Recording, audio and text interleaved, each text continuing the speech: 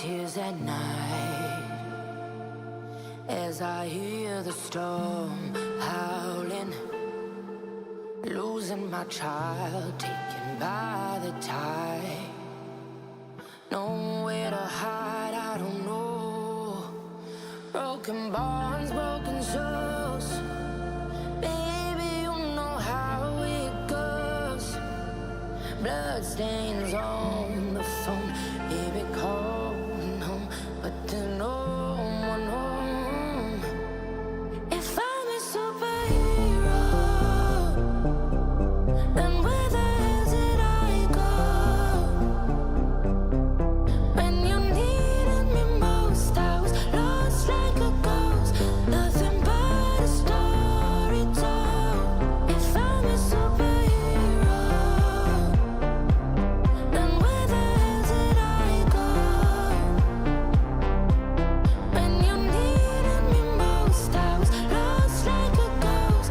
Nothing but a story told. Oh, I just wanna cry, but fuck it, I'll keep on trying. I'm not losing my child, fighting for her life. I'm out of mind. Endless labyrinth of holes, bloody writing on the walls, misguiding me from where you are. Don't know where you are. Tell me where you are. If I'm a superhero, then where the hell did I go? When you needed me most, I was lost like a ghost.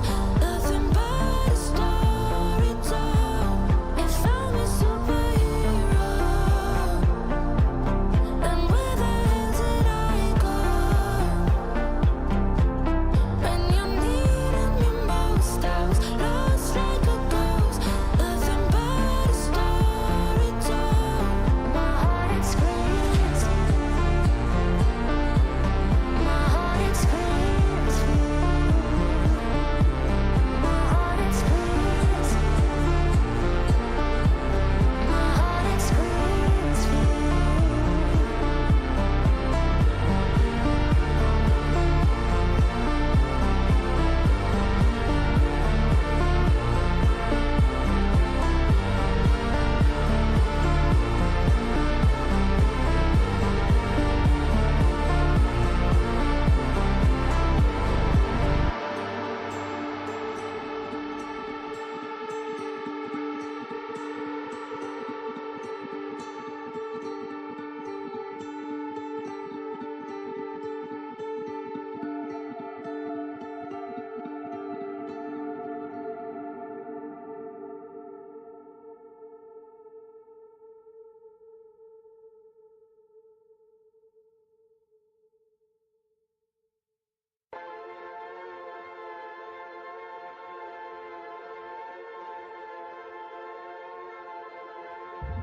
I drifted far, I was lost at sea. The shore was gone, it was nowhere to be seen. A diver sinking under waves where the sun's never been. To ocean green where shadows creep. And Bowie said I should wait indeed. An artist dying for his art to make you finally see.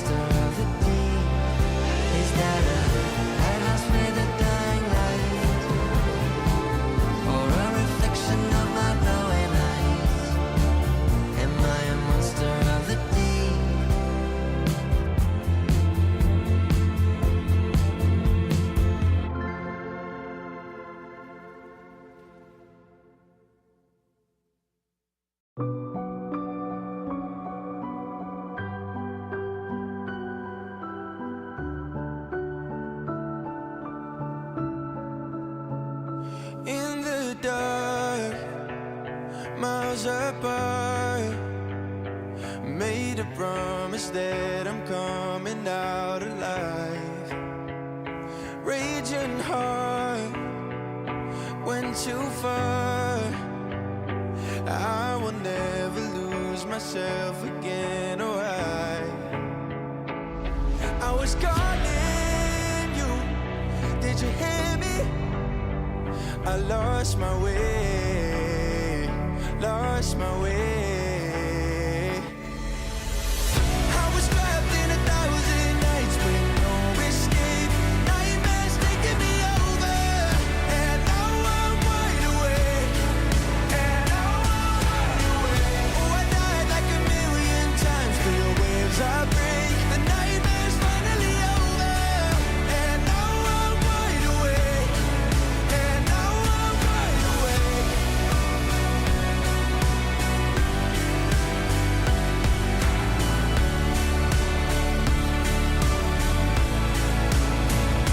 Blinding lights, burning eyes.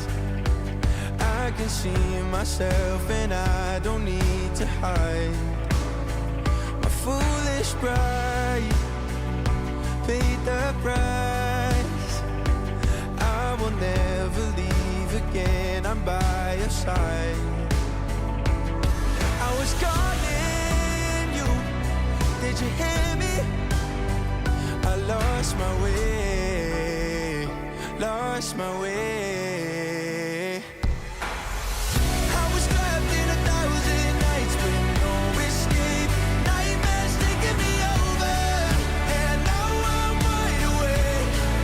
And now I'm wide awake. Oh, I died like 1,000,000 times through the waves I break. The nightmare's finally over, and now I'm wide awake. And now I'm wide awake.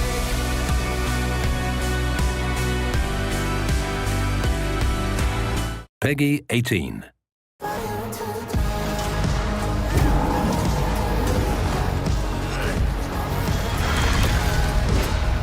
Show me the time! FBI, drop the knife!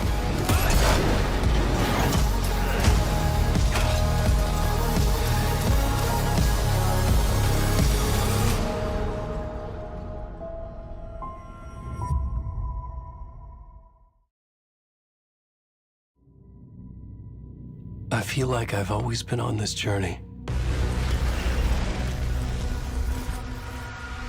The dark place wants to drown me. I'm losing myself.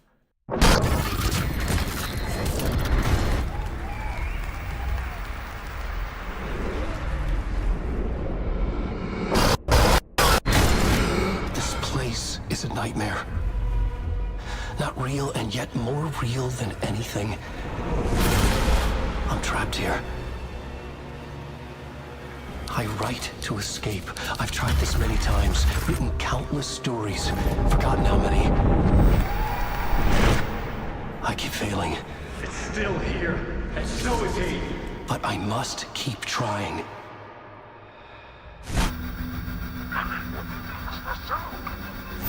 Hey, what's that sound?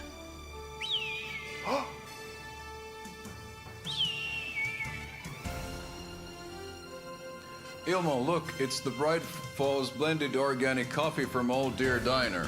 Oh, wow.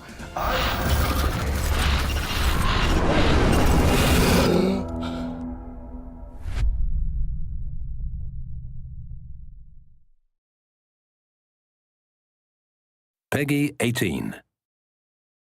I'm always interested in new challenges, and in this game, I was given a role, two roles or three roles, but I'm playing twin brothers in it. So of course, that kind of a challenge is always interesting for an actor. And as an actor, I need challenges all the time, of course, to keep the mill churning inside of me. So that was pretty much the first thing that I got latched on. I'm Peter Franzen, and in Alan Wake 2 I play Jaakko, their brothers Jaakko and Ilmo, and also a strange character called Huotari. 2 sentences. Three. So, Let's say so three. 1.5 sentence for each. Yes. Yeah, Jaakko and Ilmo, they're twin brothers, and Ilmo is a very energetic, sort of forward-thinking businessman / motorcycle enthusiast, and it's not a gang, but it's like a club. And his brother Jaakko, he's a little bit more laid-back family man, lets his brother dictate what they're gonna do, and he's okay with it. He's a very gentle soul to a point. With the characters, I think I've I don't think I have played characters like that before. The twin brothers, they are like a new thing. Of course, it's, you know, I've played so many things, so there is a reminiscent of something. But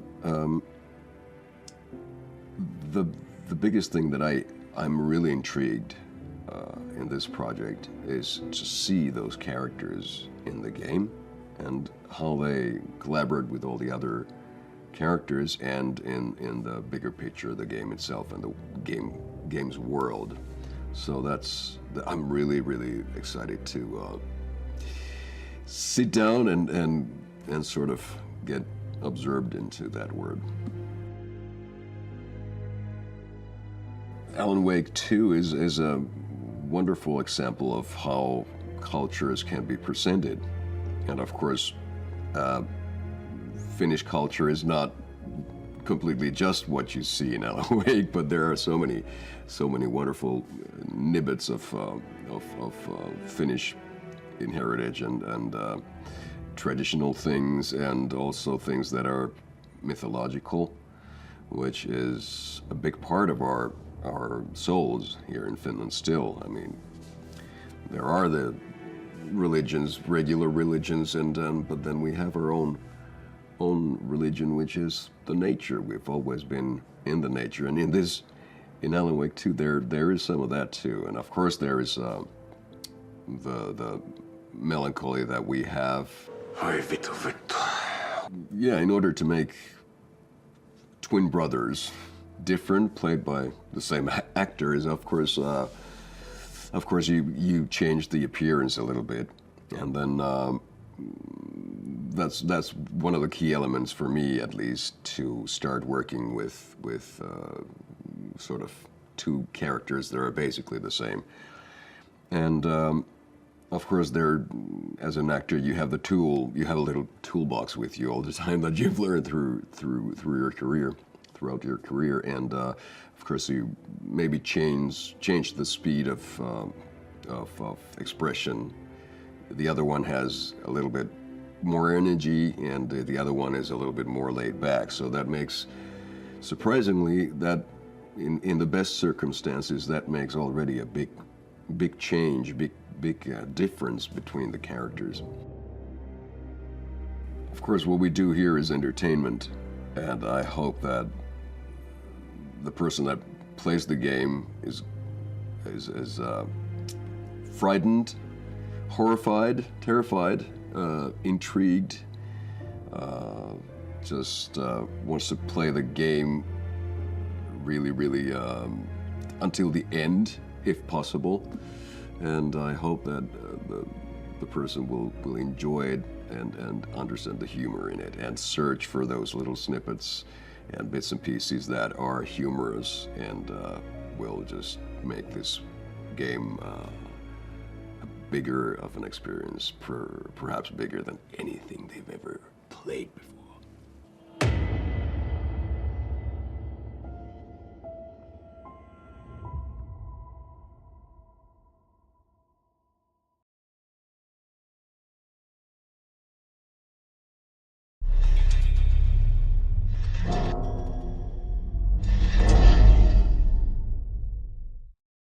Hello, everyone. Good morning, good afternoon, good time zone. I'm Vida. I'm the Senior Community Manager at Remedy. Welcome to the second of our dev stream series.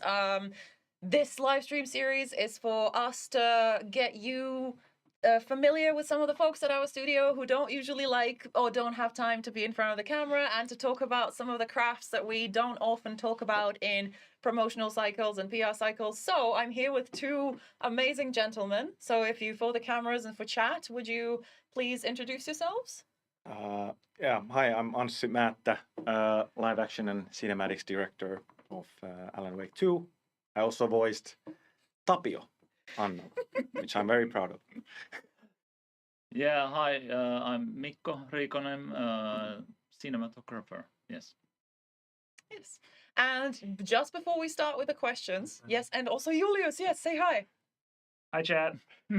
Julius is the community manager at Remedy. He is behind the camera. He is the reason all of this runs as well as it does. And he will be showing us some behind the scenes videos as we chat to sort of support us visually. And so we have something to chat about. We will be taking questions. However, please save your questions until the end. I will signal to you, chat, both on YouTube and on Twitch. You will know when it's time to ask questions.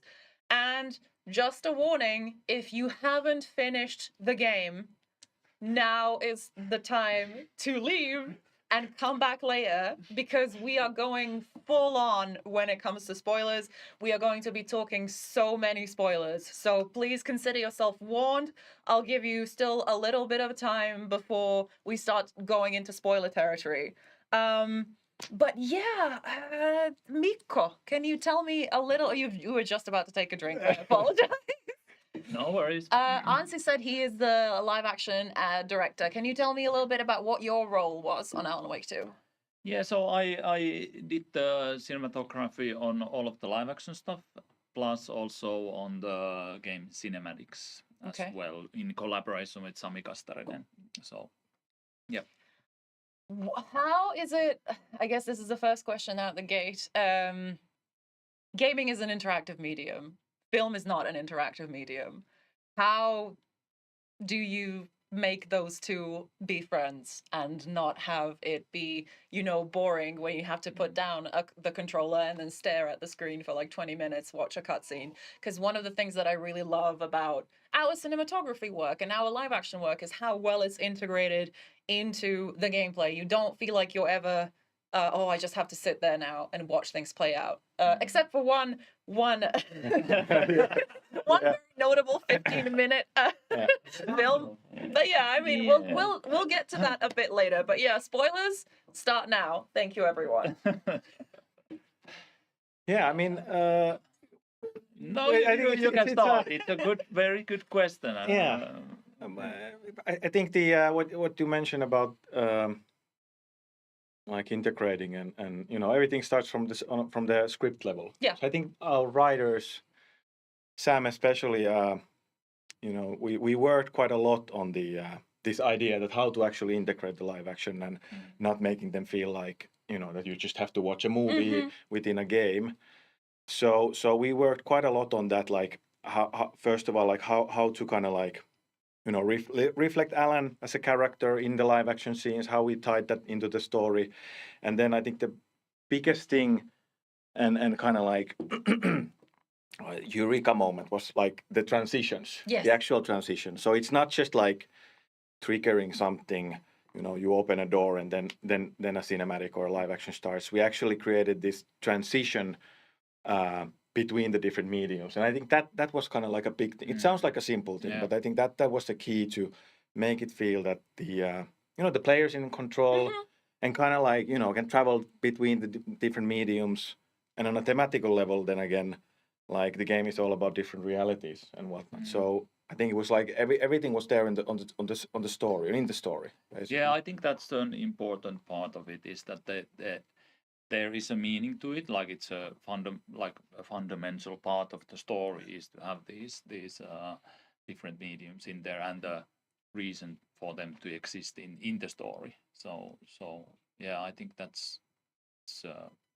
why it's so like that makes it real in the game and in the experience. So And with the medium itself, I think that with live action, what we did in Control already, we kind of started to explore this kind of like, well, the mixed medium format in general, that there are certain textures and, you know, layers, visual layers you can create using live action that might be a bit, you know, a bit too tricky to create in CGI, for example, or it has definitely a different kind of tone or texture or whatnot. So I think that's also like just to explore those different mediums and trying to create something that's more than just a game or more than just a film. So yeah, there were a lot of these, both the thematical but the story level things as well. Yeah.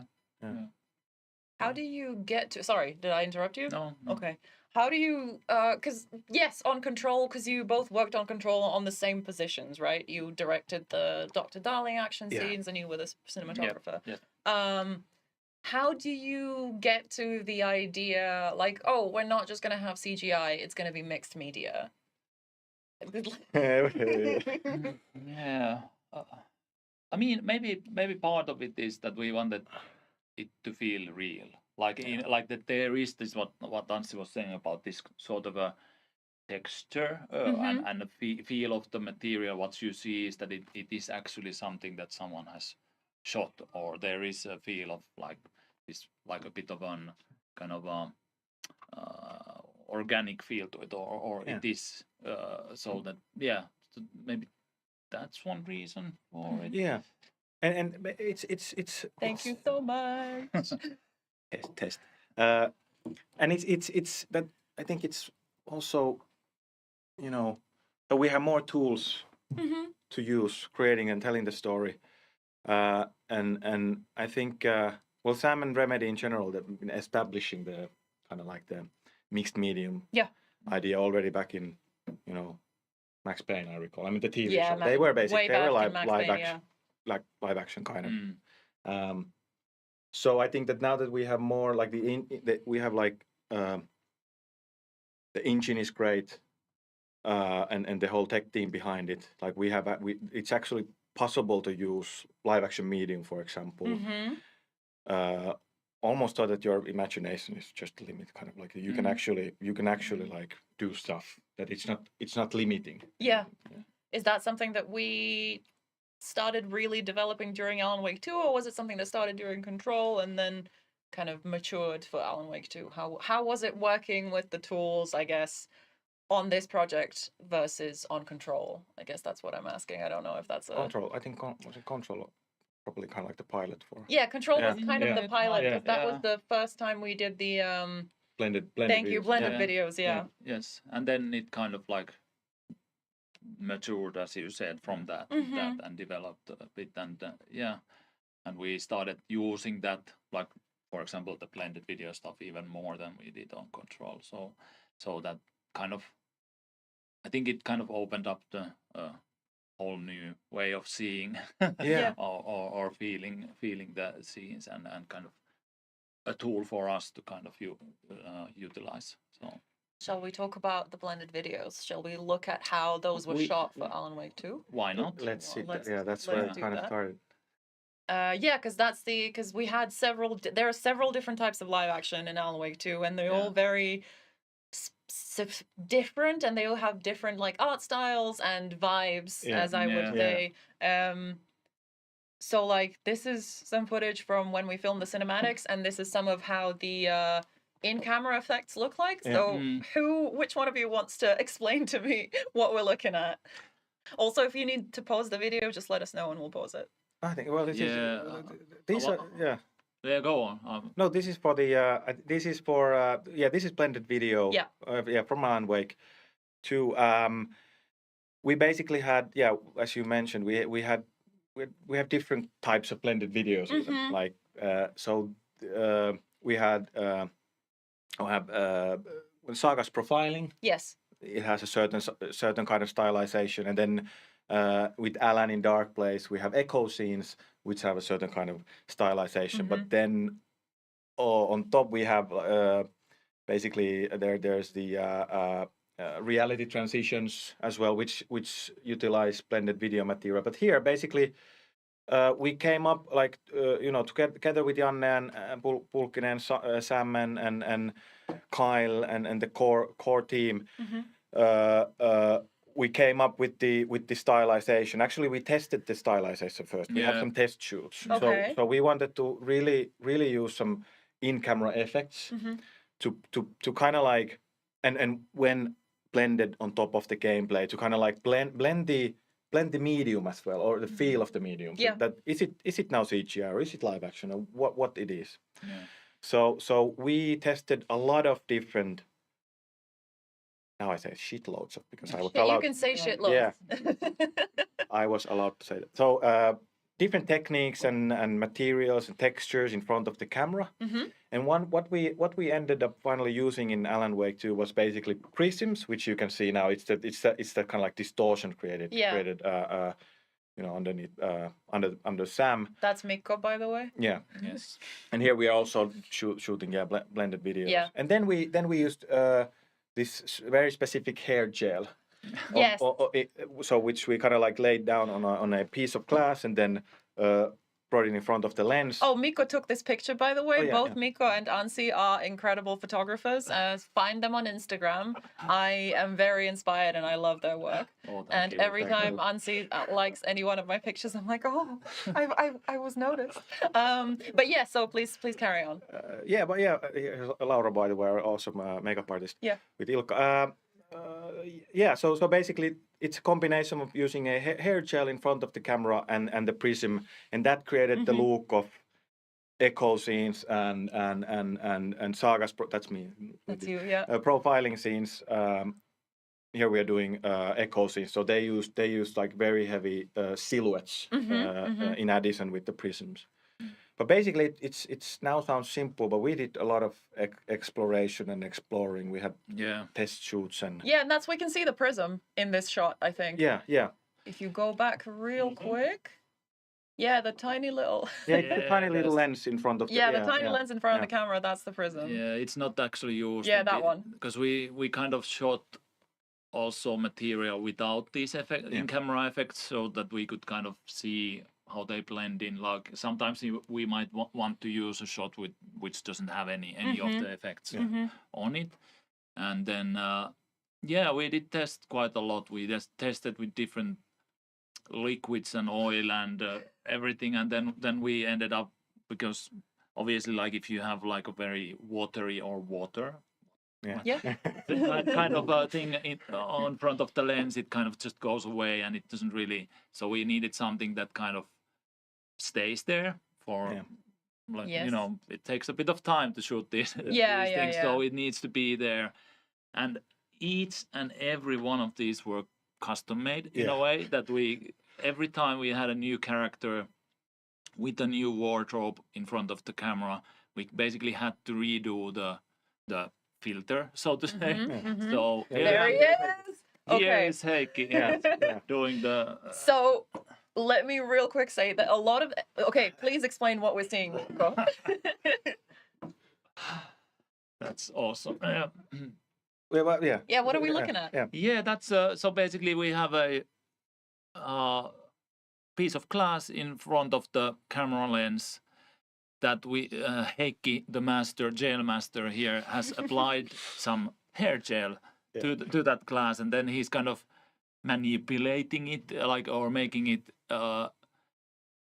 He's looking at the frame, and he's kind of adjusting the hair gel so that so that it works for the character, because it's there was a huge difference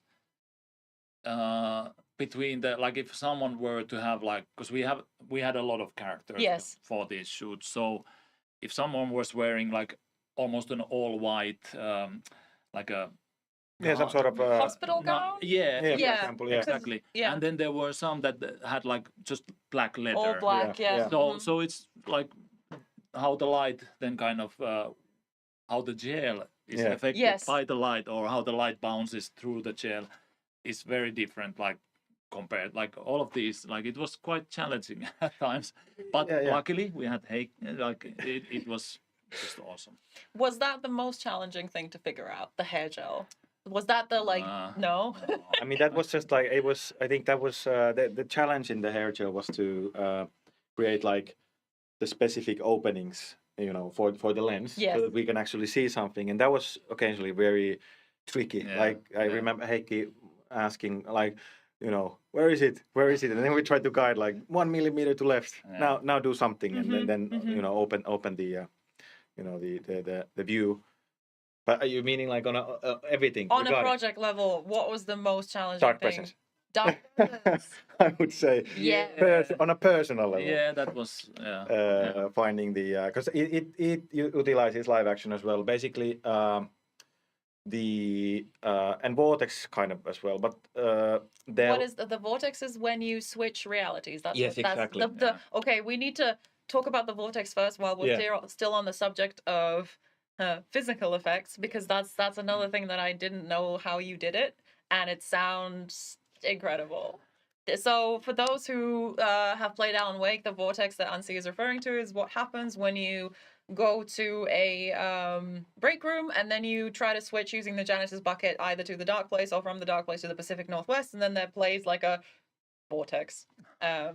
And I knew that was live action. I knew that was actual film because I know how you work. Because I've seen the stuff that you did with the hiss, with for the loading screens in Control, right? And I know that's live action as well. But I had no idea how the vortex was actually created. So please tell me what you told me earlier off camera.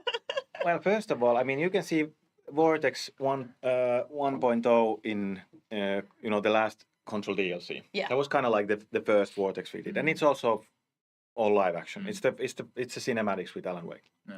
Yeah. And this time we wanted to take it further, like to with all sorts of custom tools and whatnot. But basically, the Vortex is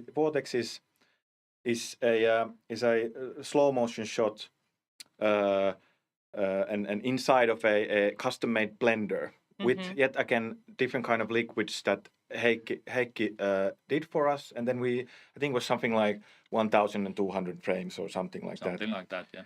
And very high speed. Yeah, very high speed. So yeah, so super slow motion, the end result. Yes. The takes are like I remember I had this button I needed to kind of like. I don't know why we did it that way, but some sort of it has to do something with the camera. But I needed to kind of like push it when I felt like it, and then it used the last 10 seconds or something, and then 10 seconds became like I don't know how many minutes because of the frame rate. Yeah. But yeah, and then on top of that, so basically we had this what was the lens called? I can't remember, but like a super long lens, wide angle lens that kind of could go, for example, into this mug. So it went into this blender that was about maybe this high, and then we had a dolly, kind of doing a camera move towards the bottom of the blender, and it went like really fast because it's so slow motion that in the final product it's kind of like it's going very slow down. Yeah. And then the Vortex has electricity. If you look, there's these electric arcs. Those are scanned in my bathroom. So basically, scanning. We scanned, or there was just me in the bathroom, but the scanned static electricity. So basically, taking a 35 millimeter film in a dark bathroom, and then I got this. Static electricity generator kind of thing. You do this, and then it says there's this like arcs coming. Borrowed it from a school, a local school. That's incredible. And then basically just feeding the film in between the arc, and then we developed the film, and then basically created a kind of like stop motion animation because of the arcs moving, and then that was mixed into the Blender footage, and then we just like blended and explored. But it's basically fully like in camera effect, the whole thing. So there's no like CGI. There's editing, but it's not. It's basically very just organic. It's a thing. Where did that sort of I guess, impulse? Because I know that both of you really like film cameras, and that both of you work with film, and that it's a passion of yours. But where did that sort of impulse come to be like, okay, we are not doing any special. The only CGI we're doing is the green screen for the Koskela commercials. Everything else is going to be in camera. How was that decision reached? Well, Sam likes in-camera effects, so does Okay. Janne as well. But it's. I think we have this common kind of like language and understanding. Yeah, absolutely. So it's like we get very excited about like whenever it's like, okay, let's do something, something that's kind of like, you know, something out of the ordinary, or something that, you know, we can figure out something new or explore with the mediums. I think that's kind of like we're always really excited about. So it doesn't need much. Like, let's try it in camera. Okay. Yeah, maybe there is this. For if I think about the vortex thing, maybe there is this kind of a thing what you couldn't really get maybe with CGI is this kind of accidents. Exactly. Yeah. Like for the blender, of course we couldn't like know how it will look like exactly. Like you can't know exactly like how does it look at the specific like. And same with the film, like the electric arcs, and like there is this kind of I don't know, like that you create something that kind of I don't know, maybe, but there is something there that kind of it would be really difficult to do that with the CGI. It's very exciting. You know, those phone calls, like for example with the electric, like we have something here, or like you know, we are kind of like working together and exploring, and then you know, I think it is art, although it has a blender, but still it's kind of like you are figuring it out together. Yes. And especially with film and live action, you're kind of like doing it there, like live. Like now it's happening now. We've figured out the certain, like we need this and this, you know, equipment, and we have a plan, but you'll never quite know what the outcome is. Like, yeah, and like fully. With the vortex thing, we like that could have gone like totally. I mean, yeah, there's some bad takes as well because it doesn't look that nice. I mean, it's so yeah. And same thing with the dark presence. Yes, like, the dark presence. Let's get back to that. Because that's basically like we shot a lot of smoke, and that was the tricky part because we kind of knew it, but you can kind of like you can't you know, the laws of physics are what they are. So smoke not going into the direction you want. Oh yeah, you can't control where smoke goes, right? Okay. So that was something that we wanted to do it as a practical effect, or at least as much as possible. And then we built this it was a smoke machine, but slightly custom smoke machine where we could control the amount of smoke coming out, but it wasn't that precise, of course.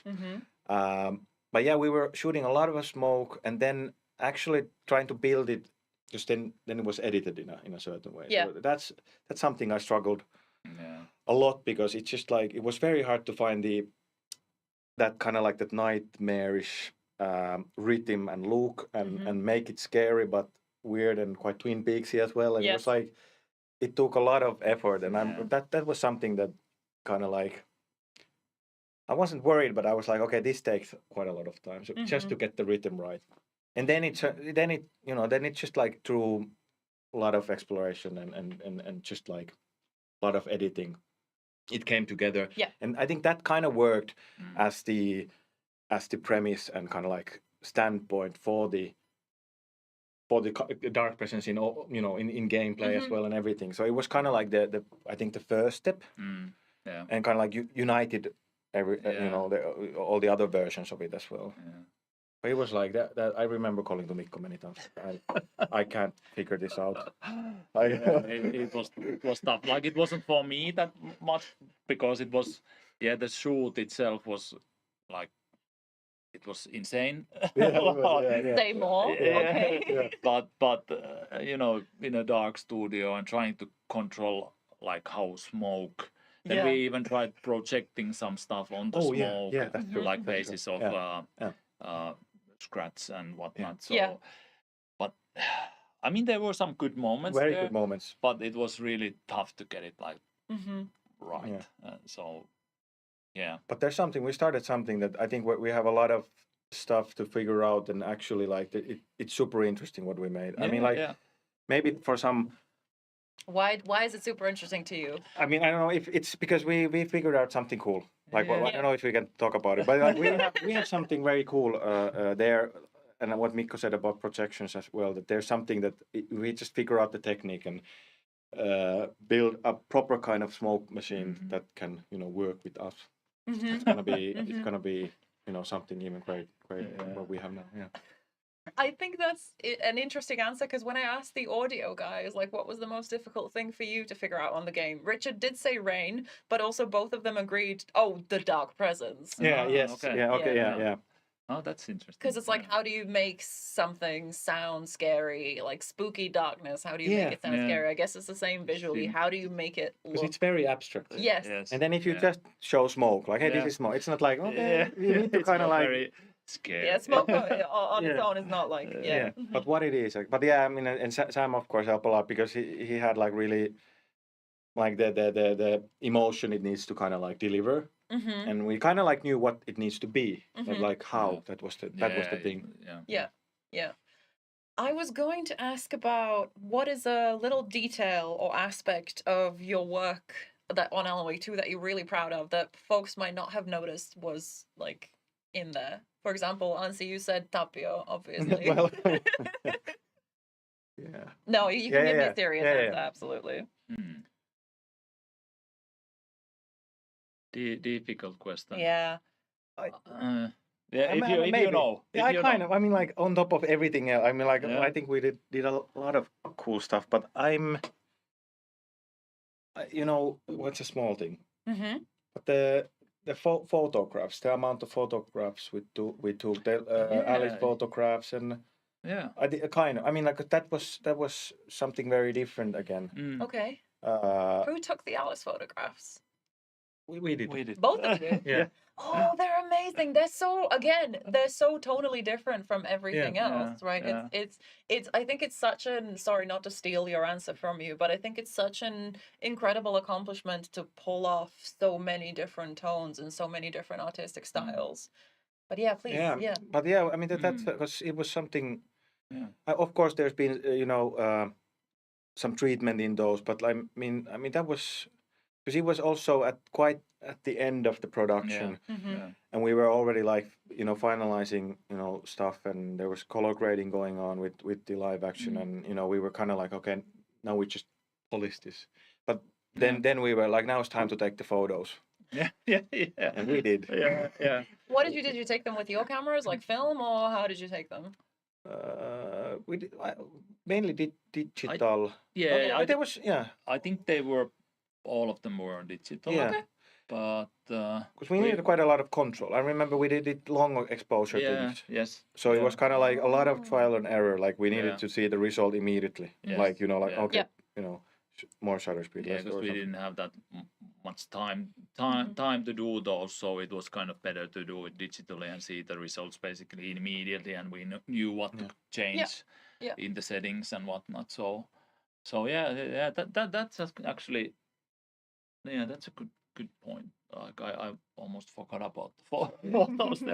There's so much stuff. There is so much stuff. We're gonna look at some of that stuff because I mentioned the different styles of live action.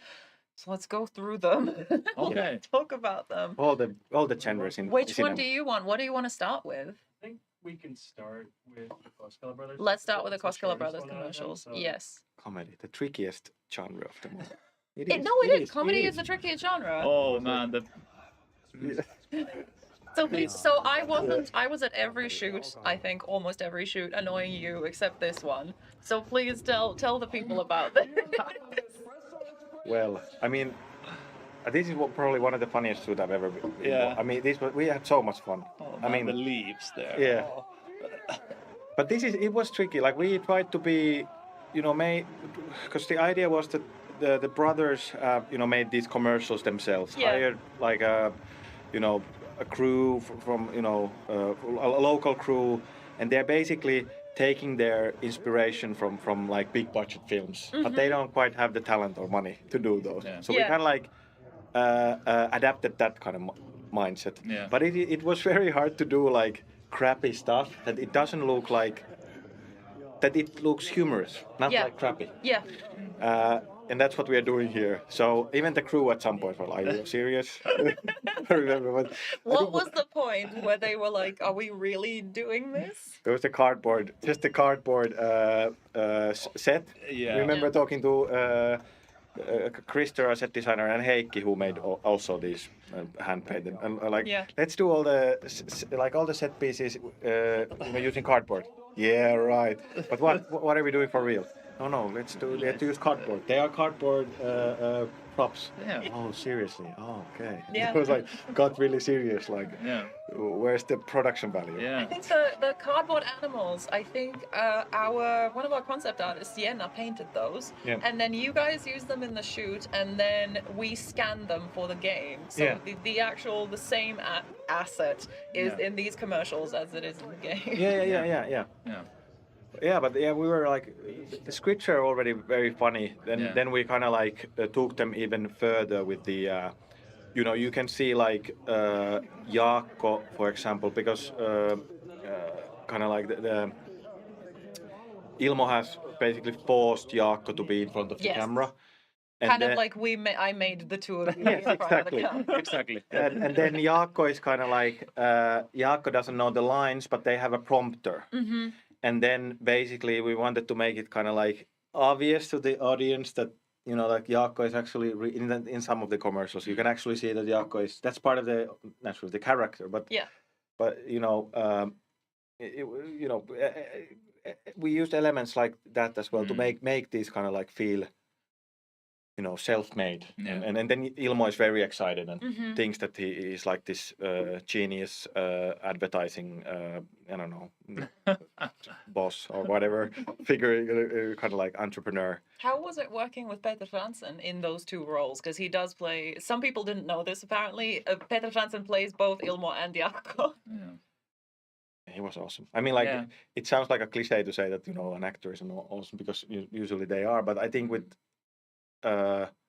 Peter, he really, it was, even for us, it was like how he treated those two characters was amazing. And he was occasionally like on the edge of like, seriously guys, we're doing this. Like, just like, trust us. And then he did very, it was awesome. But he really I think the acting is the thing here. Like he made he made these. Yeah, definitely. What they are. Yeah. Kind of. Yeah, it was fun to watch from behind the camera. It was so hilarious. What was your favorite one? Can you even pick a favorite, Mikko? Because you shot all of them. I think they're all awesome. I think the one with the bear is yes, pretty awesome. Yeah. But then there's the karate. What's that? The chopping the prices. Yes. The ferry. But there's so many awesome moments. I don't really. Yeah, it's all of them are. Yes. Yes. And then I got to do some zoom lens stuff there. So. Because there's of course you did that. Course. Yeah. You were also on the edge of like, are you serious? Yes, yes. But I trusted the vision. Let's just do this. Trust the vision, trust the process. Right, what do we have next? Let's see. Shall we talk about, is it time to talk about Utan Ö? I think I want to leave Utan Ö for after the break. Yes. So let's talk about Zane. Let's talk about my favorite character in the whole game. I was present for this because I was helping shoot a lot of this BTS stuff, and this was an amazing shoot. And also I was very scared for breaking everyone's concentration. Because, but please, let's get into what we're looking at here. This was complex. Yes, this was extremely complex. I'm surprised that, within the time frame, having like the split screens and everything, we planned a lot and everything went great. But thinking now, it was like, it was very complex shoot. Ilkka did great. Just... Stupendous. Yeah. It was like... Yeah, well, we built the whole naturally the whole set to the studio. We had quite a lot of freedom because we were in a room that's not a gameplay location per Oh, se. yes, yeah. It is kind of like reflecting the hotel, of course, but it's kind of like Zane's. You can't access the room kind of like as you know as we are in As it is, yeah. Although you are kind of like accessing through the transition, but still we had quite a lot of a room for exploration, and we wanted to create this very very dark, full of film props, and it's kind of like he's this kind of like small mansion where he creates all the you know the scripts and kind of like goes through the creative process and madness and basically just like lives there. So it needed to be dirty and kind of like full of like manuscript pages and whatnot, like cluttered basically with everything. And then you know I love the lighting and everything. That we could go actually like crazy with the lighting and create that kind of like subjective feel, like how it actually also looked through the eyes of Wake, like dark and you know the colored kind lights, of like a neon weird lights. drug trip. Yeah, exactly. And Ilkka was just like we had the Ilkka had the like a stand-in for the eye line, so that he knows where to look. Yeah.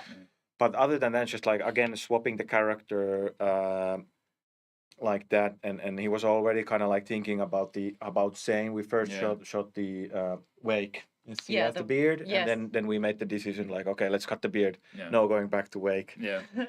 And yeah, because that was I remember we were in the like the little kitchen, the little break room area. Yeah. I think it was you, it was me, it was Sam, Yeah. and I think it might have been Mikko and Ilkka walked in the Zane costume for the first time, and we were all like, whoa. Yeah. It was, and we I remember we reflected in the cinematography as well. Like it's really crazy. Yeah. And the character we built together with Sam and Ilkka, like you know, it didn't took a year, but like we started it very early and kind of like started to explore it and had a lot of fun with that as well. And it was like very very creative process throughout. This was really like there were really challenging. Like I mean, of course, the schedule was challenging, and then the beard thing was challenging. We basically had to shoot a lot of the shots twice or wide shots because we kind of had to do first the take with the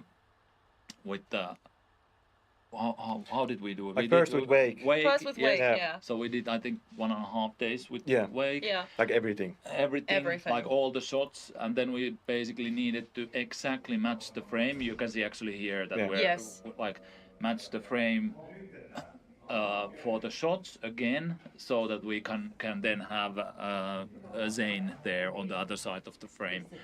And it was quite challenging. We had all of the camera spots marked and all of the heights and angles of the camera and everything, and then the lighting obviously was one thing because we kind of had to always go back to these sets and these lighting situations that we had in these shots. So and props as well. Like we needed to be everything needed to be like.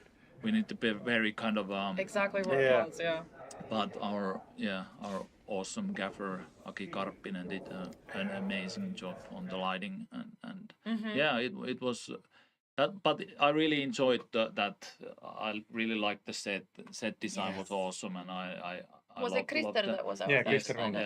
Yeah. The lighting was really nice, and we kind of, as Anssi said, kind of we were able to kind of reflect the mindset of Zane there a lot, and kind of with the color of the lights and everything. Like it was really nice. And then I had awesome lens set from maybe from the 70s or something. Yeah, that kind of had this weird. There were quite interesting lenses, so it added to that kind of feeling. So what did you shoot? Like what specific shots did you shoot with that, or was it the whole shoot? The whole Zane thing. Yeah. Okay. Wow. And then like we did that quite trippy creating with the Lasse and I can never he knows I can't pronounce his surname. Sevli, Danish guy. Okay. which was kind of like it is a very like sound design from Aksusoin is like 50% of the whole thing. The image is 50%. But the grading, the montage, for example, and then we went really crazy with the grading during the montage, and kind of like we are actually rotating the hue and everything. So kind of like just used everything that just to make it as trippy and dreamy as you know possible. People are saying release the Zane cut in the in the YouTube chat.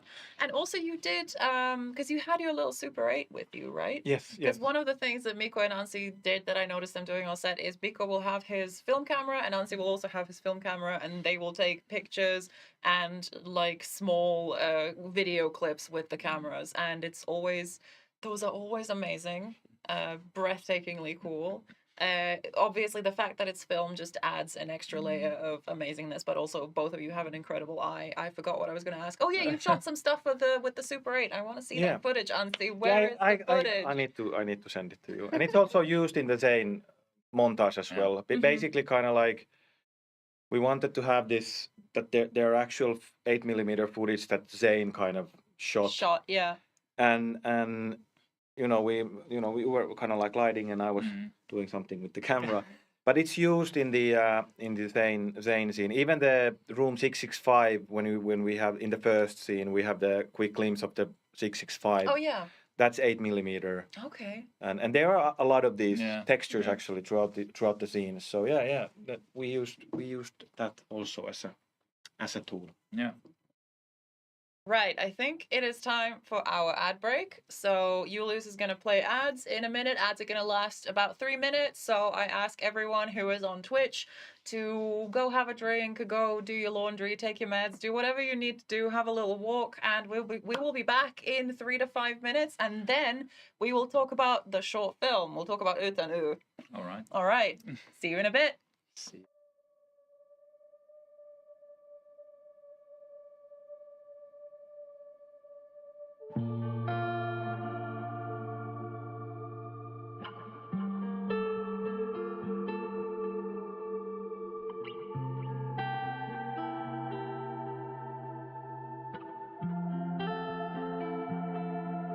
I hear your tears at night as I hear the storm howling, losing my child, taken by the tide. Nowhere to hide, I don't know. Broken bonds, broken souls. Baby, you know how it goes. Blood stains on the phone. Baby, calling home, but there's no one home. If I'm a superhero, then where the hell did I go? When you needed me most, I was lost like a ghost. Nothing but a story told. If I'm a superhero, then where the hell did I go? When you needed me most, I was lost like a ghost. Nothing but a story told. Oh, I just wanna cry, but fuck it, I'll keep on trying. I'm not losing my child, fighting for her life. I'm out of mind. Endless labyrinth of holes, bloody writing on the walls, misguiding me from where you are. Don't know where you are. Tell me where you are. If I'm a superhero, then where the hell did I go? When you needed me most, I was lost like a ghost. Nothing but a story told. If I'm a superhero,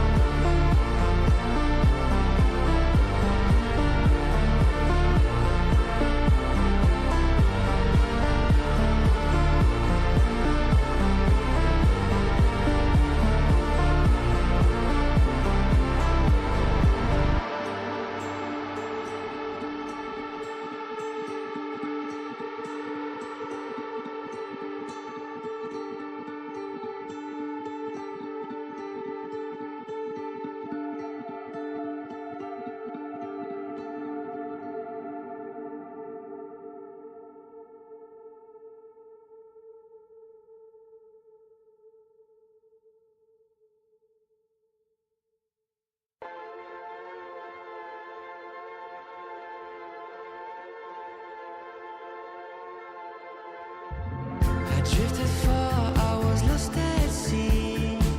The shore was gone, it was nowhere to be seen. A diver sinking under waves where the sun's never been. To ocean green where shadows creep. And Bowie said I should wait indeed. An artist dying for his art to make you finally see. Is that a lighthouse where the dying light, or a reflection of my glowing eyes? Am I more than just a dream?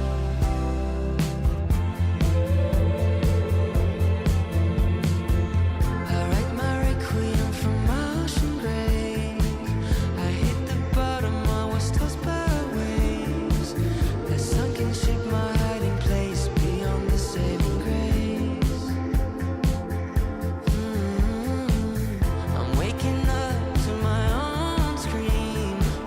Binge catching fish is a recurring theme. Afraid that waiting to the shore, it was just a dream. Is that a lighthouse where the dying light, or a reflection of my glowing eyes? Am I a monster of the deep? Welcome back. If you just joined us, I am here with Anssi Määttä and Mikko Riikonen, and we are talking about live action and cinematics on Alan Wake 2. So let's talk a little briefly more about live action and then switch to mocap, switch to cinematics, and then we will take some questions from you, the audience, at the end. So let's talk about the fact that this game has a 15-minute skippable short film. Yes. Yeah. And that we built a forest in a studio. Yeah. Because can you tell me why did we build a forest in a studio? Because it was originally it was like, oh, we're gonna shoot it on location. We're gonna find a forest and it's gonna be great. Yeah.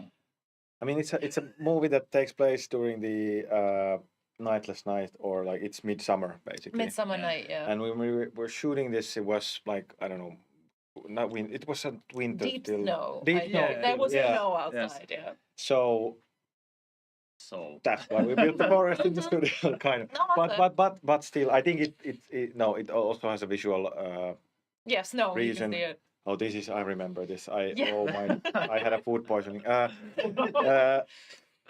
Yeah, so I mean, with the forest built into a studio, we could actually, because the movie is this, it's very nightmarish / dreamy / kind of like what's real, what's not. Is it a flashback? Very abstract time to time. So as again, we are reflecting the main character, and with the built-in studio, a built studio. Forest when we built the studio in the forest into the studio, yes, we could control the light and colors and everything like that, so we can actually make it quite dreamy and as you can see in the film as well, kind of spoiler, but it turns into red. Spoilers, it's fine. It turns into red, yes. For example, and so it's basically because of that as well. We could actually make it.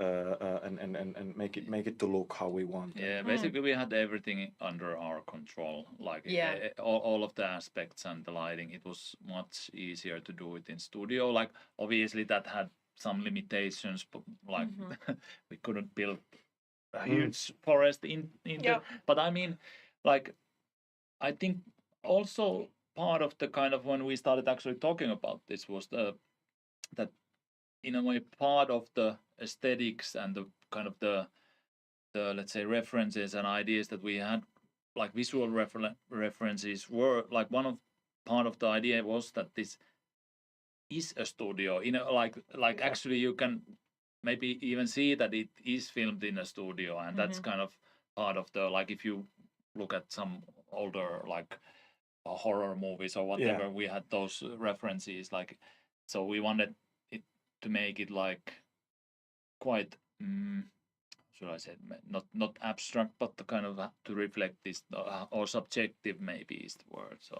So yeah, that's it was. I think that as the era thing, or like when we were yes for example exactly. Kenneth Anger's short films, yes exactly, and whatnot, like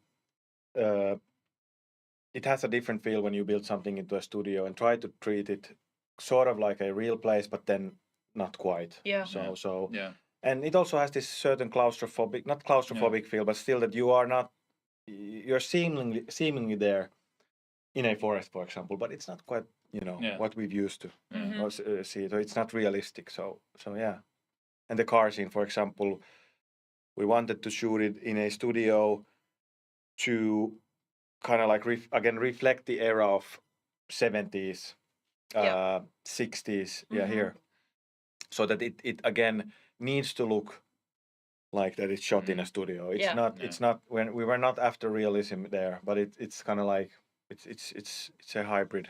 So it's part of the aesthetics. Yeah, and even the lighting in this, like the dance and the Ahti and the janitor scene, the lighting is very, like you nailed it. You nailed the look of those old 60s, 70s movies, because it feels like very plastic in the way that it doesn't feel hyper realistic. Yeah. It feels like a movie because it's a movie. Yeah, exactly. What was Ut and Nightless Night, Midsummer, what was the incredibly finished concept, incredibly finished film? I know that the iconic scene where Ahti and Kesa are drinking coffee, that Martti Suosalo improvised that, because he drank it the way old Finnish people drink it. Yes. Yes. How was it? He put how did he do it? I don't remember. You put the piece of sugar in your mouth. Yeah. And then you sip the coffee from the kind of like the plate. Yeah, you pour a little bit of coffee onto the plate, and then you sip it basically through the sugar. So it's very well. It's not common anymore, but it's it's like a quite normal sight. Yes, used to be. Yeah, used to be. Yeah, because it's such a incredibly Finnish product to me. I've lived in Finland 6 years, and I could tell that this is so Finnish in a positive way. But how was it for you, Anssi? I've asked you the same question when you had food poisoning. Oh yeah. How was it for you as Finns, I guess, to work on something like that in a game that is Finnish, but it's still so embedded into American culture, because it's, Pacific Northwest, New York City, but then you do the Koskela commercials, which are one type of sort of Finnish American style, and then Ötön Ö, which is very, to me, an amateur. It's very Kaurismäki. It's very sort of those types of art house films. I need to think about it. I mean, our humor is very quirky. Finnish humor. Yeah. But then again, I think it's in like as odd it feels. I think through that is quite universal, because you're kind of like, it makes it quite special. It felt quite natural to, bring these two together, and because again it's in the story. Yeah.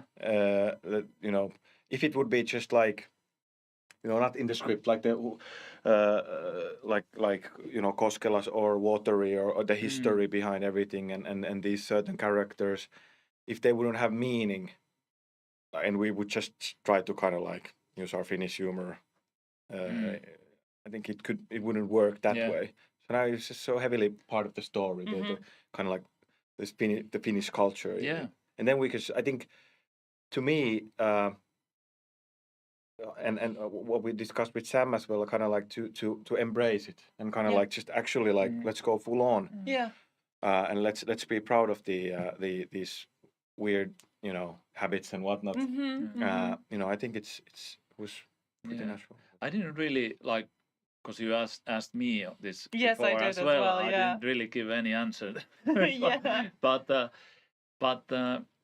I've always felt that it doesn't really, to me, it didn't really feel, and it felt very natural because it isn't so embedded into the story. Yeah. So it didn't really feel that we're doing something out of the ordinary or out of that kind of, or taking something out of that context or anything. Like it just felt really like a thing that we need to do for this experience, and it didn't really feel and I mean, of course, I feel that it's awesome that there are these moments. I feel that it's awesome that we have that moment of Ahti sipping the coffee like that. That's just great. But it just felt right for this project and for the story. Yeah. So yeah.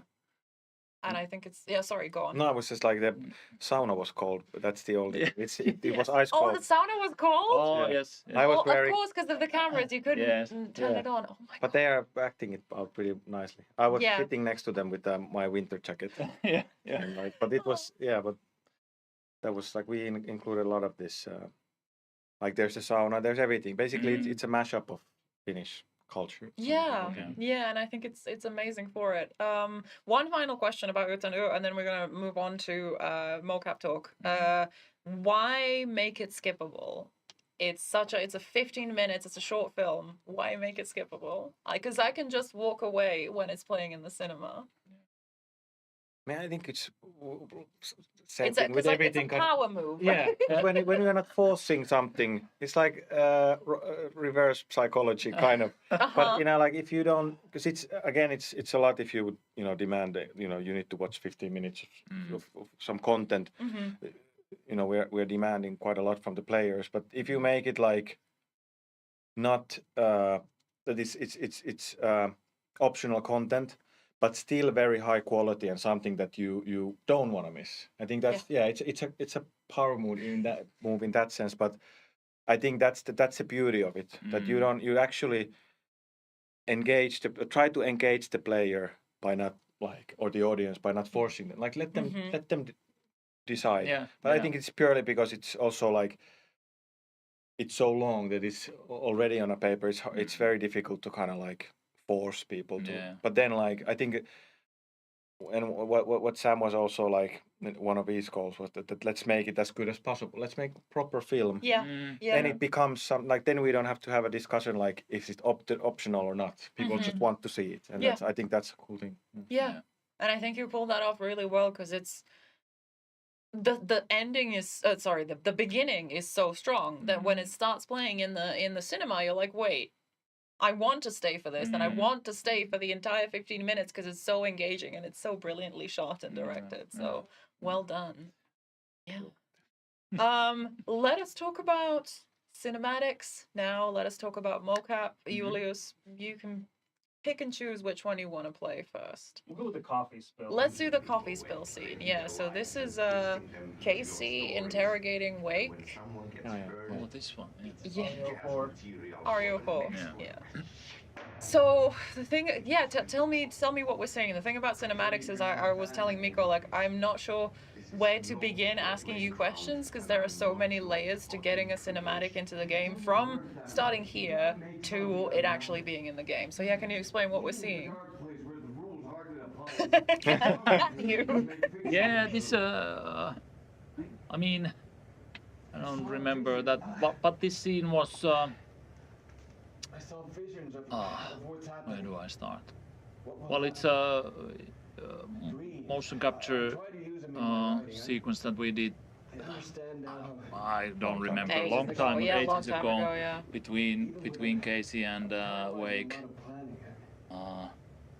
Yeah, obviously that, like, from there, like, I don't know what I'm talking about. I don't know.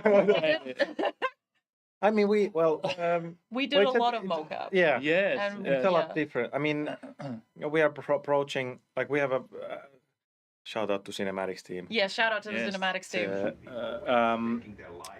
Basically, compared to live action, for example, these are done pretty close, what resembles a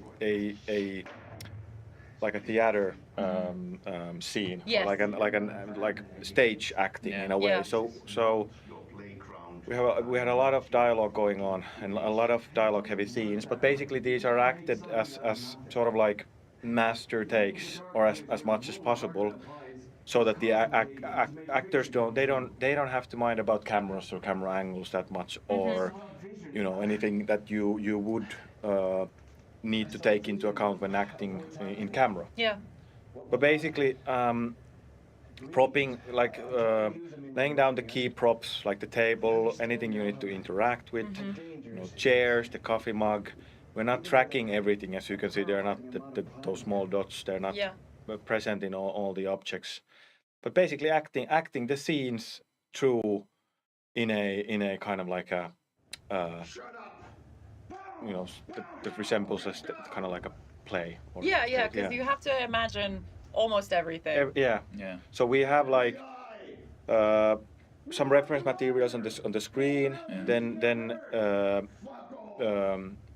you know, there's Matthias eminent behind the desk, which we don't see, but basically capturing the material and data. There's Mikko Riikonen playing a door. Oh yes, you were a door. Yeah. Iconic. So why were you playing a door?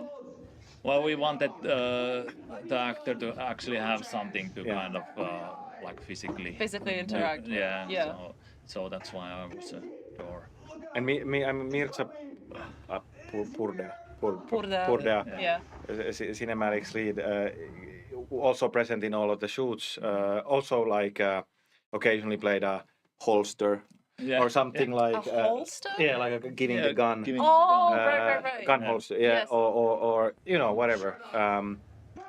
And basically all the like there are a lot of different. These are cinematics, so basically like small film scenes. You know? But then there's a lot of like the conversations you are having in the game.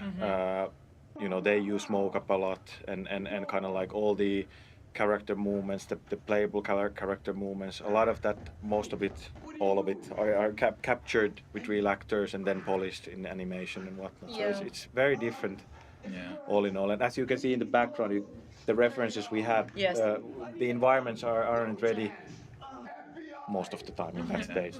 But you know the critical placement of the props and whatnot. So and then you are kind of like recreating that into the scene. So we have the table, for example. Yeah, and it has to be 1-to-1, otherwise environment artists will come yell at you and say, hey, the table is 1 millimeter off, that means all of my animations are fucked. And vice versa. Yes, of course. It works both ways. So but it includes a lot of prepping and kind of like talking with different departments and that we're all aligned and it's teamwork. Yeah.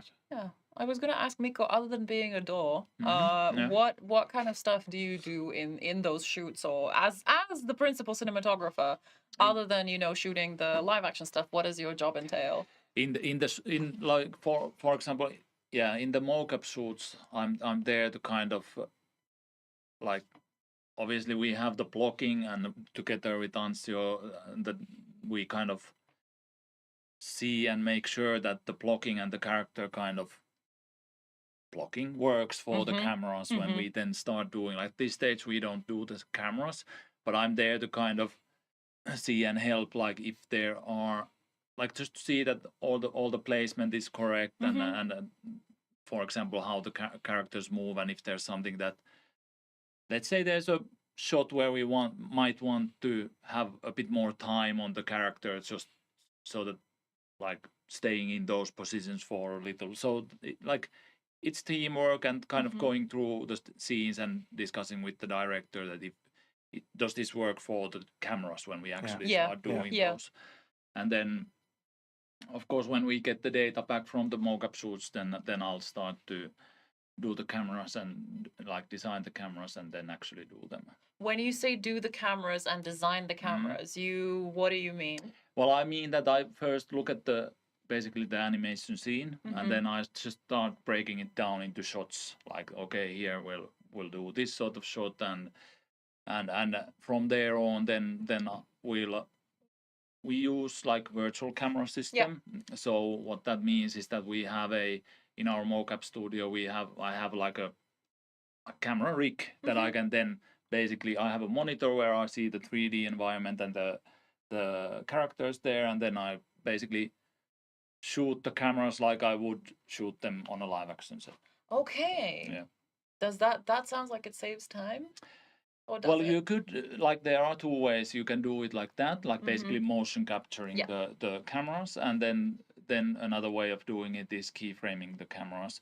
But we do this like, well, sometimes we keyframe the cameras, but sometimes, like most of the time, we do them like this, like motion captured, because to me it feels like you kind of get more like a sense of like there's a person actually operating the camera, rather than like keyframes. You can get like very good results with just keyframe cameras, but I mean personally like to kind of be there and actually like operate the camera. Yeah. And, it to me it gives this kind of a there's a chance again maybe for errors and stuff that you wouldn't necessarily then kind of get when you do just keyframe everything. So yeah. Yeah, no, that makes sense to me. Yeah. I think shall we open the floor to questions, Julius? How's that sound? All right. So to the folks watching on Twitch, you can type !ask and then a space bar and then write your question, and then we should get a list that auto populates with your questions. So !ask and then space and then write your question. And then to the folks on YouTube, Julius has just opened up the QA. So you should be able to see that on your YouTube chat thingy, and you can submit your questions through that. So yeah, I think we can get going. Let's see. While we get questions up, let's see if I have anything that I have. Yeah, Mikko, actually, what is the most challenging aspect about working with mocap? Challenging aspect? Yes. I mean, maybe it's the fact that you don't really have anything in the studio. Yes. You just have like metal bars and stuff. But of course you get used to that. But I mean, of course that's so very different from live action where you have the shot there and you can see on the monitor what you're actually going to get or actually like so. Yes, that. You have to imagine a lot of things. Oh. And I can only imagine how it is for the actors when they play out in that space, because a door is a stick. Yeah. So it's I guess it's like what Anssi said. It's like theater, right? You have to picture it in your mind rather than have the help of props and everything. Yeah, exactly. Yeah. Let's see. Do you want to shout out a question, Julius, that I should be looking at? I have not been able to. You have not been able to? Everything. That's okay. You're doing a great job. Okay, let's see. Okay, here is one. I am an aspiring director. That's the second one from Twitch that I'm looking at. Saw in a tweet you used a lot of Cook lenses. What made you want to use them? I love the vintage look that they have. I think that was Anssi's tweet, because Anssi is the one who tweets. Yeah. I've been tweeting about Cinematographer. Okay. And it's a personal preference. I think we always go through the lens talk before each shoot. What does the lens talk look like? Basically, like what we want to accomplish and what's the look we are after. Basically, lenses are the soul of the look, so to say. I think we are Cook fans. Yeah, I mean, like they are very used, of course, in the industry. Very famous, very famous lenses and very used. But yeah, I mean, there's just something about the look, how it treats light, and of course, as we are film cameras nowadays produce very not digital look, which we were after as well. But it I think. Part of creating that analog feel compared to the very digital kind of like medium where we were kind of like putting that stuff. I think that's one of the. And I think it's part of the, like, for example, for the Zane stuff, we used Cook lenses. We did use it for, if I remember correctly, in the Yötönö we had a Cook zoom lens, which was crazy because it didn't have this coating on it. So what happens is that if you have a light that it's not directly coming to the lens, but like towards it, like even towards it, it creates this like weird lens flare, and we kind of use that to our advantage and disadvantage at times. But anyway, so it was just about getting that texture and a bit more of a vintage look for some of the scenes. It wasn't for all of it. Like for some we used then quite modern lenses, but so it was just, I think, what those scenes needed. And it's subtle enough. Like it's not like some really old lenses which are gathered from a back of a truck, for example, Yeah. which are like very heavy with the vintage look and, Yeah. and Yeah. distortion. So we wanted something a little bit more subtle. Yeah. Finesse. Let's see. Oh. Are you picking that one for me, or am I? Yes, you are. Okay. So, did you guys have a specific director in mind when concepting for Zane his film segments? This person says, "I've seen Kubrick mentioned, but I was wondering if he might be more outsider art oriented, like Kenneth Anger." Yeah. Well, Kenneth is basically Zane scenes. Yeah, Kenneth.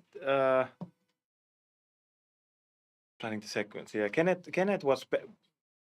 For Yötä Nyö, like Yeah, very yeah. like like the style and everything of Kenneth is just amazing, and we use that as one of the references with Yötä Nyö. With Zane, I mean, we were discussing, just regarding the montage. Yes. Taking inspiration from Fear and Loathing. Oh, Las Fear and Vegas. Loathing, of course. Yeah. But I mean. But not.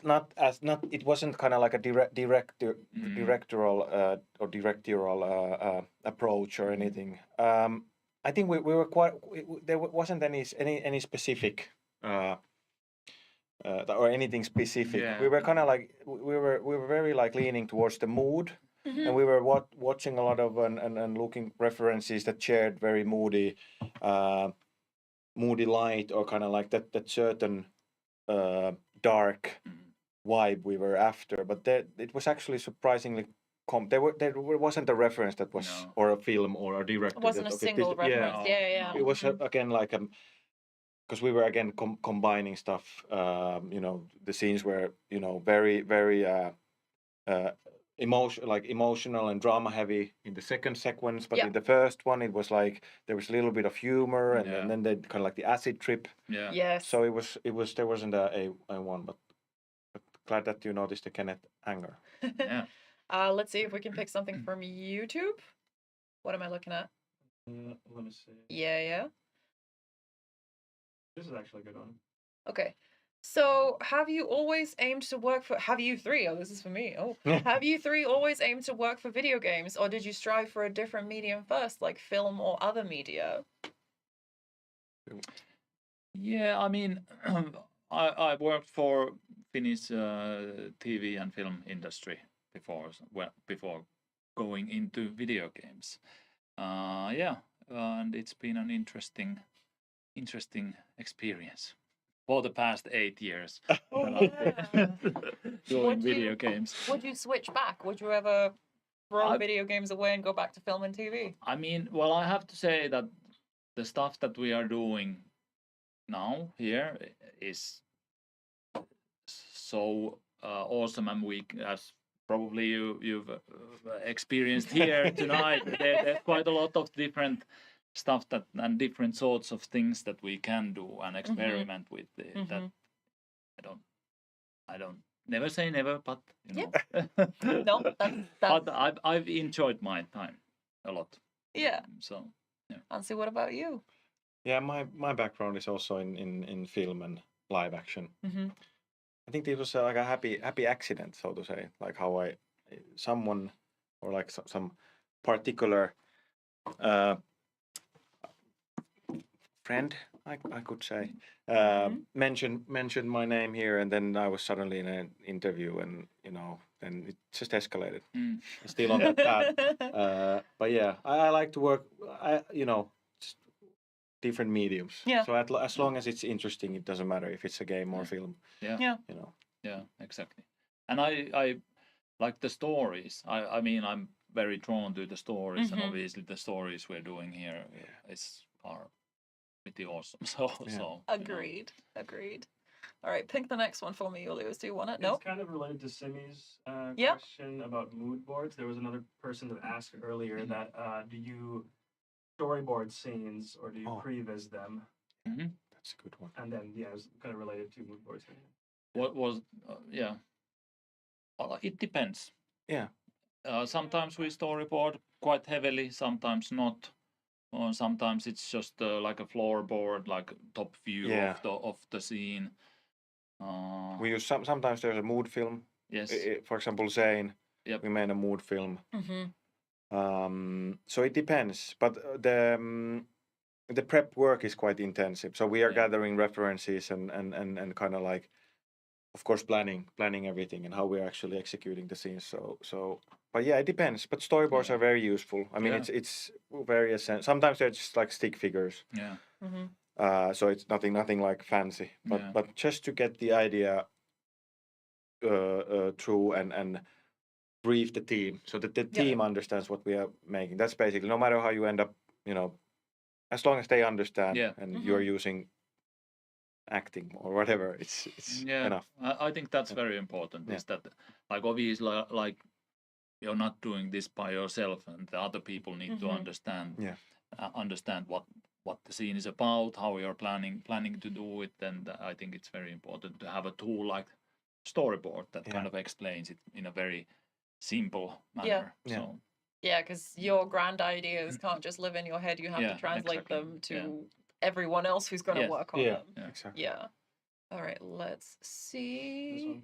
That one? Okay, did Peter Franzen improvise many things in the commercials? Well, yes, but surprisingly, I mean, because it's quite dialogue driven. Yeah. I think we were improvising. Like, he was improvising when with certain, props and with kind of like we came up a lot of that during the shoot. Like, hey, let's do this way. Like, at the end of the day, you could just like, take this look, to Jaakko. With karate chops, of course he improvised all of those. There are certain elements, but it was like mainly. It was most of that was already on in the script. Yeah. Not all, but yeah, he did. And then of course when you start having fun and like laughing, ruining the takes with the laughter, like it just like, it's I don't know, ignited people and like especially Petter. Yeah. But there was definitely. I mean, there was a lot of like and happy accidents again, like with the props and everything when we were beating the bear and it broke, and we were like, no, actually, let's just tape it together. Don't mind about like continuity. I was going to ask, so it did break. Yeah. And Petter, like, I mean, he really hit the bear. I mean, like, I was like, he's a like strong dude. Yeah. Like. Yeah. Wait.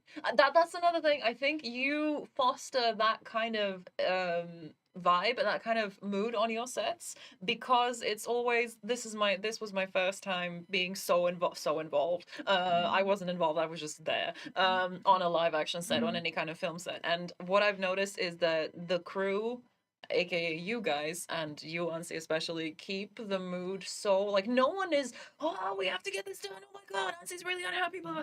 Everyone's kind of very chill. It's a very sort of creatively conductive kind of vibe for everyone, and the cast and the crew, and it feels like it doesn't feel, sure, it's a stressful environment, but it doesn't feel like that stress is being exacerbated by anyone. It's just it just feels nice. It just feels nice. I think I've told that to the crew as well. Oh, it's just so, it doesn't feel insane and crazy and highly stressful. So I think that's something that also helps with improvising. It helps with putting more of your own touch onto the work that you're doing. That you don't have to be like afraid to suggest something. Yes. Because when you do the prep, that everyone knows what they're doing, then you have the freedom to actually start exploring. Because everybody knows what they're doing. And our crew was, I mean, it's a fantastic crew. Because I think the most important thing is to have fun. Like, no matter if you're doing a horror or drama or anything, we were always like laughing. Like, no matter how, even when doing, some of the very like, the brighter room stuff, or Alice even. Like, although it's very deep, like, it was still the atmosphere, but wasn't like we don't have to be deep. It's just like just to create this kind of like a light environment where you can just like have fun. Basically, it should be fun. Even the Ilkka lying on the floor in a pool of blood, acting like he was dead. There was a lot of laughs on that. Yeah, I mean, for Ilkka, I understand it was maybe a bit tricky too with the blood and everything, and it's uncomfortable, kind of like laying there on the ground. But still, like I mean, yeah, and then being very brutal, the images and everything. So it's kind of like, and the kind of like brief to that, like okay, now you're dead. It's pretty rough, but still, I think, like in the end, like everything, pretty light. We have a question from Waka Van Havainamoinen over there. Okay, go. Oh my God, I need glasses. What's the process like with mocapping the voice lines for Alan or Casey, since the physical and voice actors are different? Hard. We all need glasses. Look at this. We all just went. Hard. Yeah. Yeah, it's one of those things that's like they did it back then because that was the way they could do it, and now we have to do it like that. Yeah, I mean, it requires tremendous amount of prep work from the like both Ilkka and Sam. Gladly, they both did their like mocap themselves, and then basically had that kind of like memory from the body language. But then, of course, when Matt and James, do their voice acting on top of the body performance, and then that comes back to the actors, in this case Sam and Ilkka. It requires a lot of kind of like, just kind of like have to memorize all the nuances and the tone and everything, and then thinking about your like body language and acting at the same time, and then basically nail it in. Well, we didn't do it one take, but basically remembering the whole line. It's very, I mean, I can't even imagine how tricky. I was just like, better. That's my job. Did you have another one, Julius? Yes. That one? Okay, I have only seen Fallen Leaves, and I didn't finish it because I fell asleep because I was very tired, not because it was a boring movie. But what is your favorite Kaurismäki film? Also, the answer can be none of them. Here's something you should watch instead. But it has to be a Finnish film. Yeah, okay. I did enjoy what's the English title? Kuolleet lehtot? Yeah. Fallen Leaves, yeah. Fallen Leaves. I did enjoy that actually quite a lot. I found it to be very, it was relaxing. Yes, right? Yeah. And it's very, I was watching it and then I could see, like this, the vibes are there, like the type of humor and it's very, you could see you come from the same industry. It was, we used, I mean, like, I have to say, like, I mean, like, agree with your choice. Yeah. But yeah, we Kaurismäki is very influential, and like all his films naturally share that same kind of certain kind of tonality we were after as well. So it's kind of like a nod towards Aki as well. I mean, like, definitely. But yeah, I mean, yeah, I had to say the same thing. Yeah. It's very, like, I love the tone and rhythm and kind of like. Yeah. Watch Fallen Leaves. Watch it in an indie cinema if you can. Support indie And in movies. Karkkila, if you're in Finland, go to Karkkila. Yes. Because that's kind of like the where it originates. Yes. I mean, like, where you have, it's the place to watch. Yeah. Okay. That's why Kinolaika is. Yeah, that exactly. Way. Yeah, Kinolaika. exactly. Because it's he owns the, or like co-owns the cinema. Yeah. Yeah. All right. Another one. That one? Mm-hmm. Okay. What prompts the choice to make a sequence live action versus fully animated?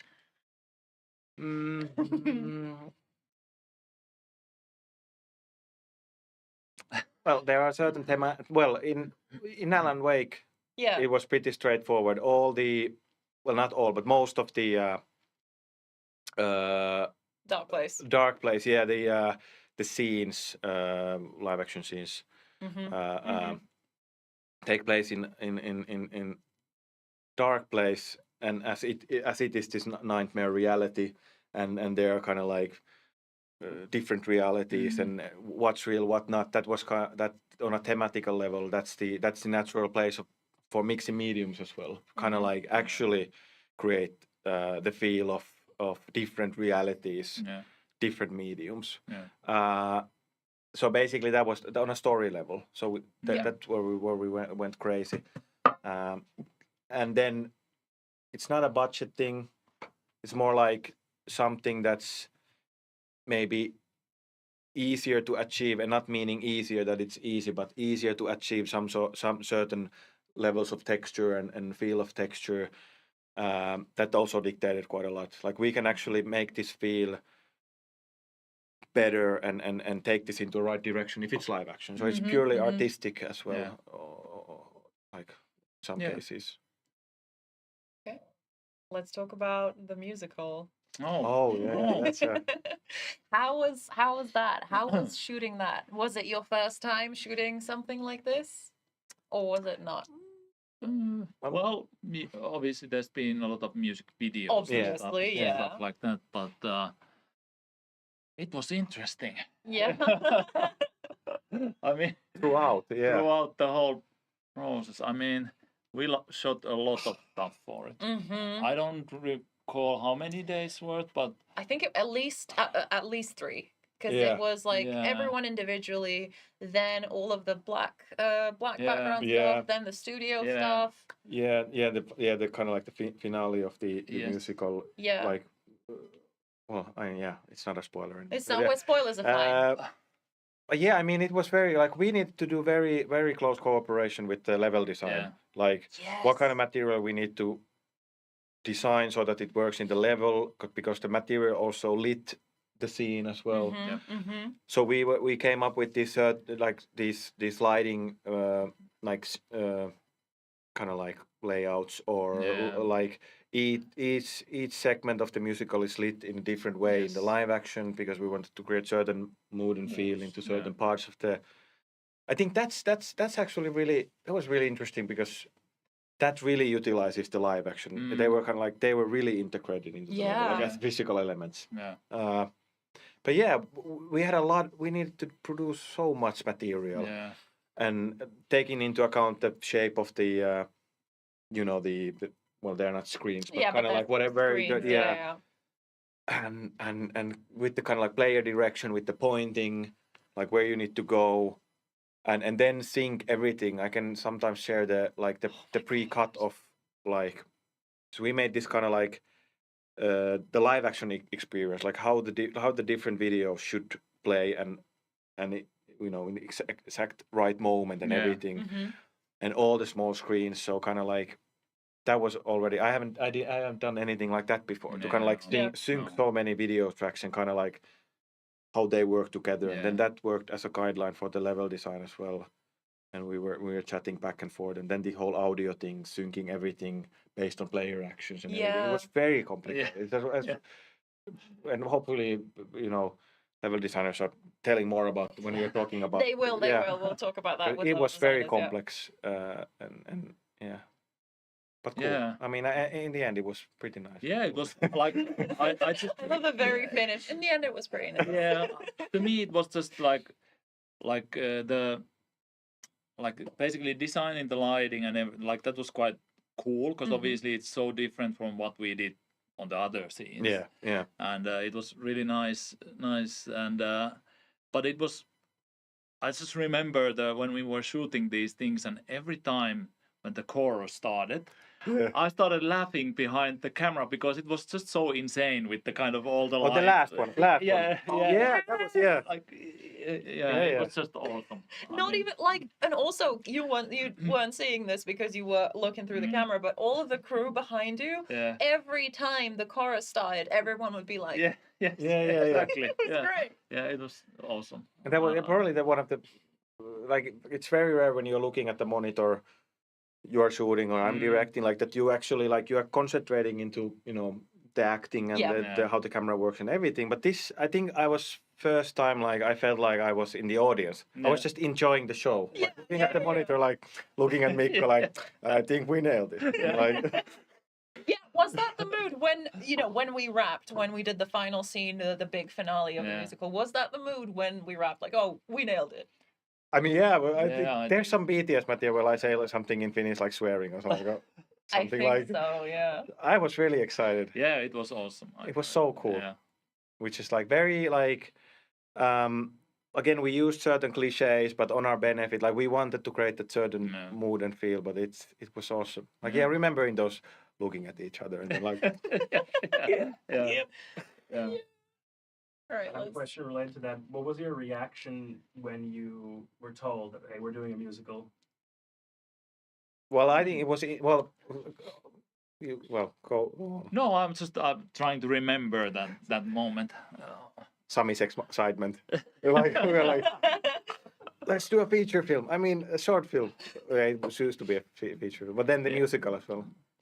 Yeah. I was a little bit reserved at the beginning, like, okay, a lot of genres, a lot of stuff.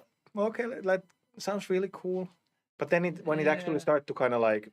Yeah, when we started doing it and kind of doing the choreography and everything. I think there was like quite early on there was this feeling that it's gonna be super fun. Yeah. But obviously like a lot of work had to be put into it. But yeah, it was. I don't remember my early. There was so many things going on during. There was, because like you have the actors, you have the dancers, you have the choreographer, you have to know, you have the light, you have to know where everything goes. But yeah, I want to pick one here because I think we've gotten this one several times. How was the process of mixing in-game scenes with live action at the same time? So like Saga's Mind Place, Dark Ocean Summoning section, We Sing, and the final draft ending comes to mind. I know that these are all slightly different techniques, but if we could just talk about how it is to mix live action with gameplay and with video game. It is very tricky because we are basically we are working together, of course, with the levels and the trying to support the level, and then again we need something from the level to kind of like that for example, that the videos are visible. Like if it's too bright, they're not visible if we're blending something. So the in-game lighting needs to be in a certain way or executed in a certain way, and our lighting needs to be executed in a certain way, so that when you put those two together and add the player movement and everything, everything needs to be visible just in a right way.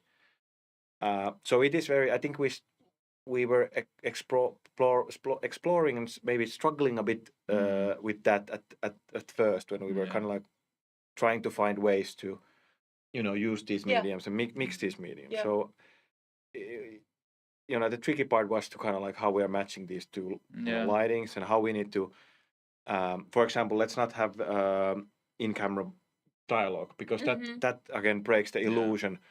But then again, I think Sam had a great idea with the end scene where Saga and Wake are having their little talk. Yes.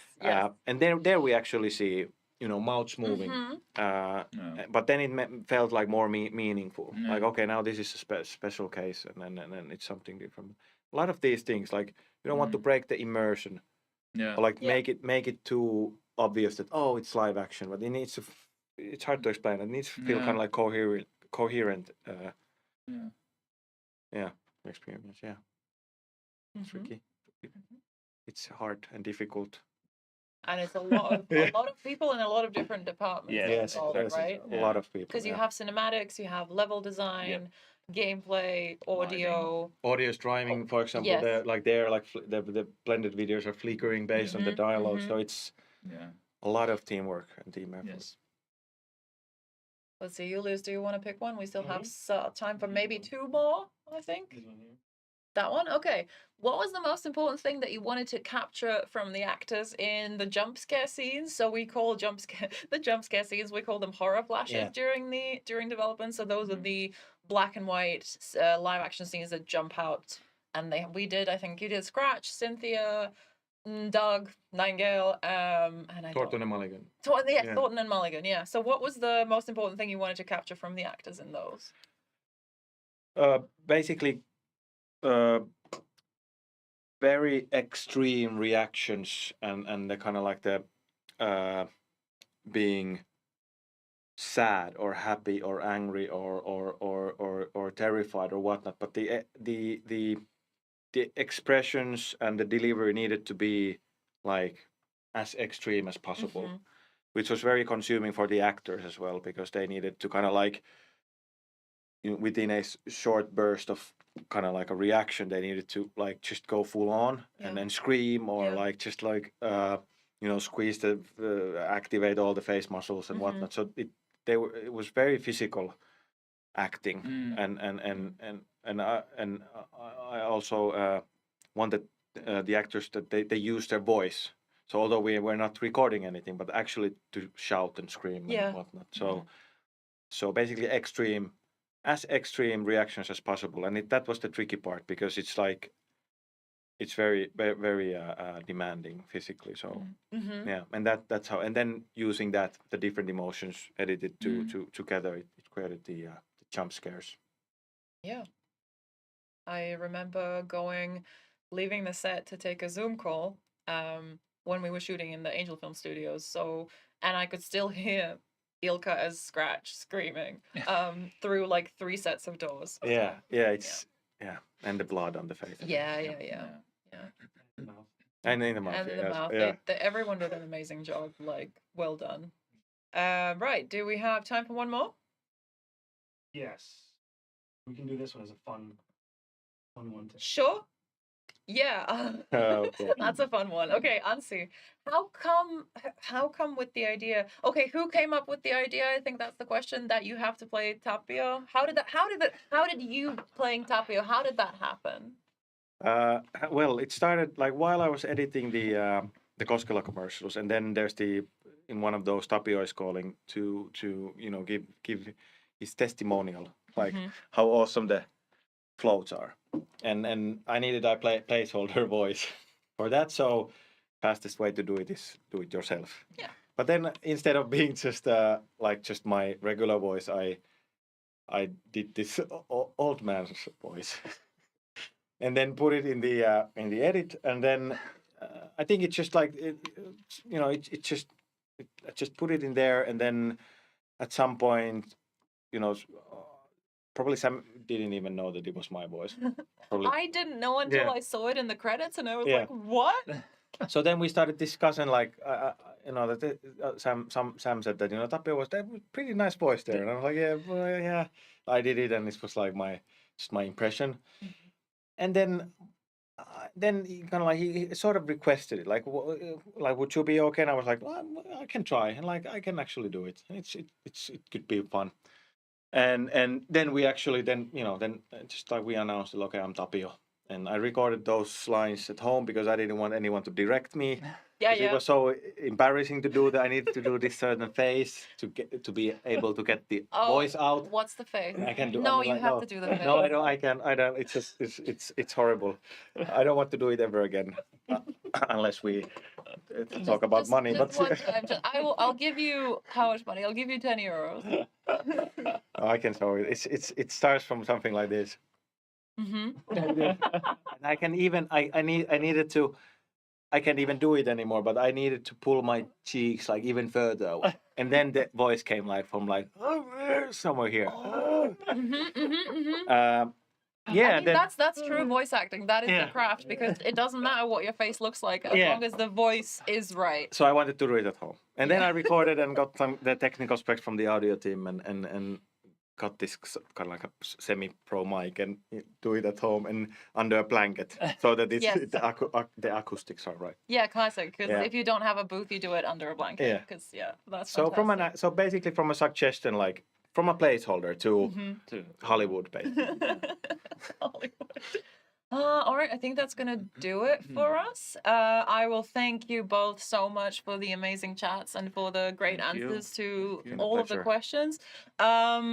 Everyone, thank you so much for joining us. Thank you for all of your questions. We are going to have another stream in 2 weeks' time, same channel. We are going to be talking about the Pacific Northwest, and we will be with some of our environment artists, level designers, and with Kyle, our game director. Until then, you can follow us on all of the socials. You can find Anssi and Mikko. Just Google them on Instagram. Search their stuff on Instagram. grandma. Listen, this is my grandma moment. I'm sorry. Google them on Instagram.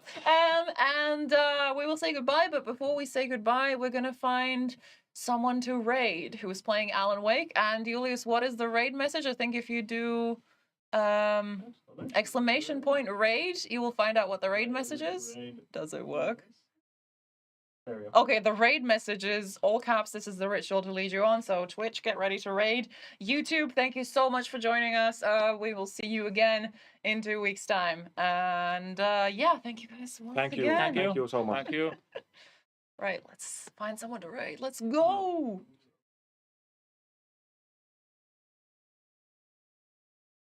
Nice. Good choice. Great choice.